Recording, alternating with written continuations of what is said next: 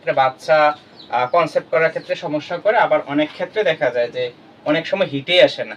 তো আমরা এই বিষয়টাতে আসলে অবহেলা করা কোনোভাবেই ঠিক না। আসসালামু আলাইকুম। দেশ ও দেশের বাইরে থেকে যারা ভিডিওটি দেখছেন সবাইকে শুভেচ্ছা ও অভিনন্দন জানাচ্ছি।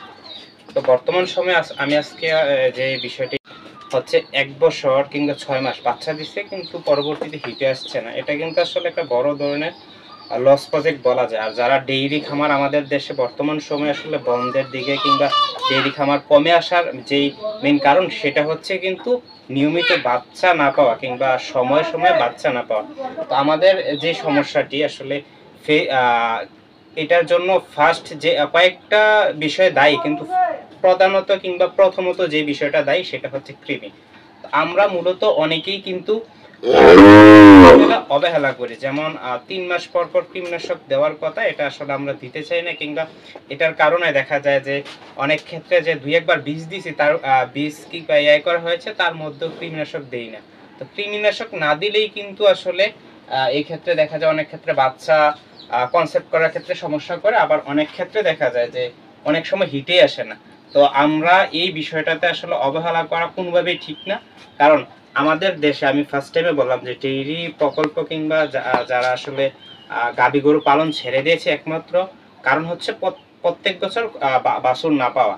কারণ আমাদের প্রাণী সম্পদের একটা স্লোগান হচ্ছে প্রতি বছর একটা গাভী দিবে বাচ্চা, প্রতি বছর একটা। তো আমরা যদি মূলত প্রত্যেক বছর একটা করে আমরা বাচ্চা না পাই, তো এই ক্ষেত্রে যদি আপনার ২ বছরে অর্থাৎ ১ বছরে হিটে ১ বছর পরে গরু হিটে আসে, তারপর ২ বছরের মধ্যে মাথায় গিয়ে বাচ্চা দেয়, তো এই ক্ষেত্রে বাছুর যত সুন্দরই হোক আপনার কিন্তু এই যে উদ্দেশ্য করে আপনি গাভীটি পালন করলেন ওইটা আসলে উদ্দেশ্য কাঙ্ক্ষিত সফলতা পাবেন না কিংবা আপনার বেনিফিট হবে না।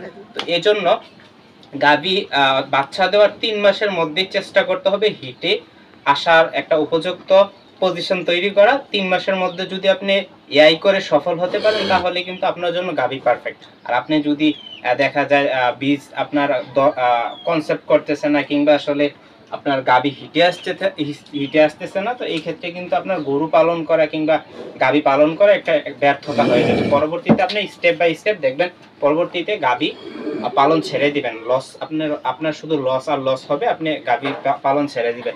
তো এই ক্ষেত্রে আমি বলি আমাদের দেশে কিন্তু আসলে গাভী বর্তমান কিন্তু গাভীর খামারি যারা ডেইরি খামারি ছিল তারা অনেকাংশে কিন্তু গাভী পালন কমিয়ে দেওয়া কিংবা ছেড়ে দেওয়ার মতো সমস্যা। তো এগুলার জন্য যে ফার্স্ট হচ্ছে কিছু কিছু ক্ষেত্রে দেখা যায় কলিজা কৃমি কয়েক ধরনের, এর মধ্যে কলিজা কৃমির আক্রান্ত কিন্তু গাভীর বেশি এফেক্ট হয়। এই ক্ষেত্রে মাঝে মধ্যে আমরা কলিজা কৃমির আর সাপ্লিমেন্ট অর্থাৎ ট্যাবলেট থেকে শুরু করে ইনজেকশন আছে যেগুলো আছে ডাক্তারের সাথে পরামর্শ করে আমরা দিতে পারি, তাহলে কিন্তু আসলে গাভী সঠিক সময় হিটে আসবে। আর যদি গাভী সঠিক সময় হিটে আসে তাহলে আপনি ডেইরি ফার্মে সফল হবেন, কিংবা যারা একটা দুইটা গাভী পালন তারাও আসলে বছর বছর যদি বাচ্চা পান তাহলে আপনি লাভবান হবেন।